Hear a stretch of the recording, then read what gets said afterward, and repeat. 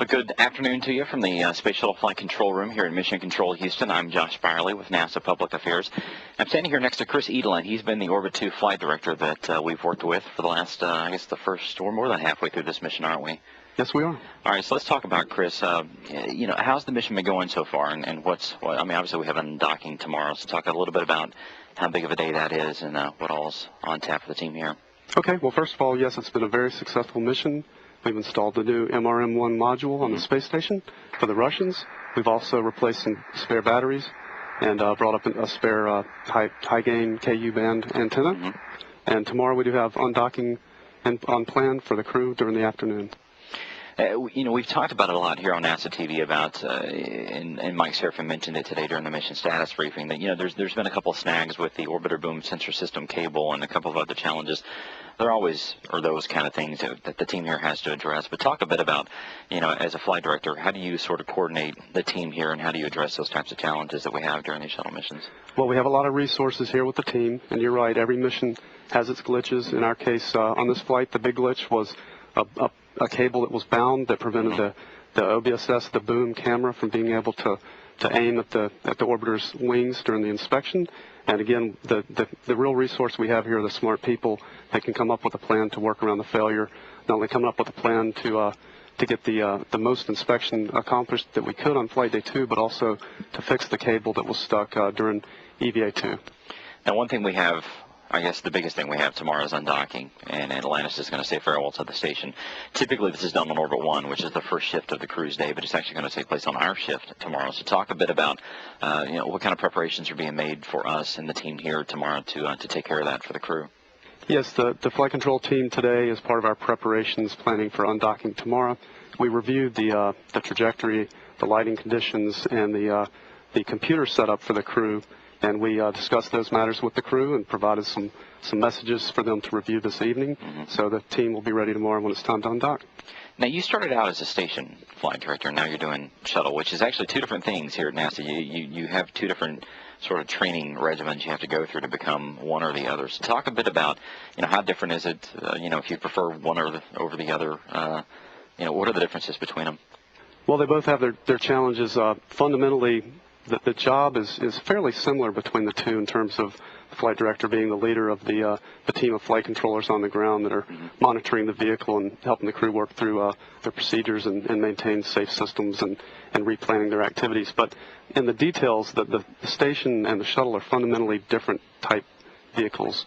The shuttle can launch and land. It has to be able to perform atmospheric flight, and it can be brought back and repaired and fixed and ready for the next launch, whereas the space station has been on orbit already for over a decade, and it's going to remain operational at least through 2020. So the challenge with the station is that anything that breaks on board the space station must be repaired in space. So that's one of the big differences. And another big difference is that the space shuttle it functions like an airplane. The crew is there throwing the switches and working through the procedures, pushing the buttons, operating the computers mostly on board, whereas the space station is operated to a large extent from the ground. The flight controllers perform ground commanding to operate the various functions, and then that frees up the crew to be able to accomplish science and to be able to repair equipment when it needs fixing. And I would also think that as a station flight director, you have to work with all the other flight control centers, too, around the world. And, shuttles pretty much, it is this room, pretty much. So, is that a big difference, too, that, you get to work with in the station room, the other partners, the other control centers?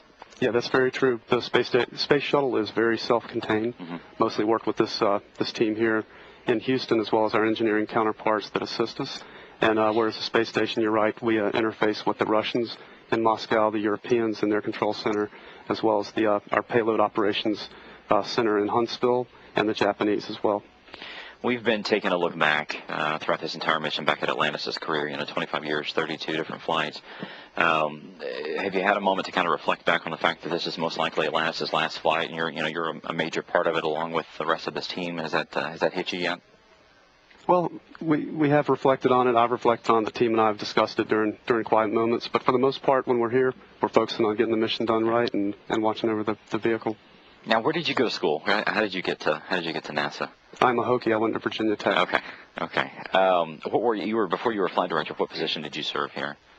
Like most flight directors, I started out in the ranks of flight controllers. I was started in the shuttle flight dynamics discipline. That's the shuttle trajectory operations. So managing the shuttle's flight path, and worked my way up from the back room into the front room, and then did rendezvous and orbit ops for several years, and then launch and landing. And in 2007, I was selected to be a flight director. Okay, so you've been in this room, then down in the station room, and now you're back. As a shuttle leader. That's pretty interesting. You know, as you sit here and you work with this team, you know, what do you think is probably the coolest thing about being a flight director? Because I mean, we talk to flight directors all the time about, you know, the inner workings of the shuttle and working with this team. But for you, what is the most rewarding thing about leading this team here? Well, the most rewarding thing is the people, just getting to work with a wide variety of people throughout JSC and the other centers here, and also the flight crews. So that's the best part. And the other really neat part is, as a FIDO, as a single discipline operator, it's always you're always sort of envious of the other guys that are getting to do neat work with the spacewalks, the robotics, and the different systems. And as a flight director, you really get to be involved and have a good overall view of the mission. And so that's a very rewarding part of the job. You kind of have to know about a little bit about everything, including public affairs, don't you? Just a little bit of that. Last question: every flight director gets to pick a team name. So what is yours, and what is the meaning of it? My team name is Venture Flight, and I picked that because I wanted something that would represent what NASA is really all about. A lot of people think NASA is all about technology, rocket engines, and computers and whatnot, but really we're about more than that. We're about exploring space, and the technology is just the tool that we use to explore. So I see us as carrying on in the tradition of the great explorers that have come before us. Humans started off in Africa, and over the millennia they've spread to all corners of the world, and now we have humans living 200 miles above the Earth. So the name Venture Flight, I believe, represents that universal human desire to explore the unknown. That's pretty cool. Well, Chris, we appreciate your time. It's been really fun working with you on this shift. We're not done yet. We still have a few more days, but it's been an honor to work with you. All right, thank you, Josh. Thank you. All right, up next on NASA TV, this crew that we have, STS-132, they take some time before every flight to take a picture. It's a team photo. A lot of them have been movie posters and things like that. This crew actually did a little bit of a different method. They went to the Astros ballpark, Minute Maid Park here inside Houston, and got everybody together. Mike Massimino actually followed along. Maybe seen some of these videos. The behind-the-scenes videos? Yeah, they're interesting. We're going to take a look at Volume 4 of STS-132 behind the scenes as this crew went and took their official team photo before this STS-132 mission.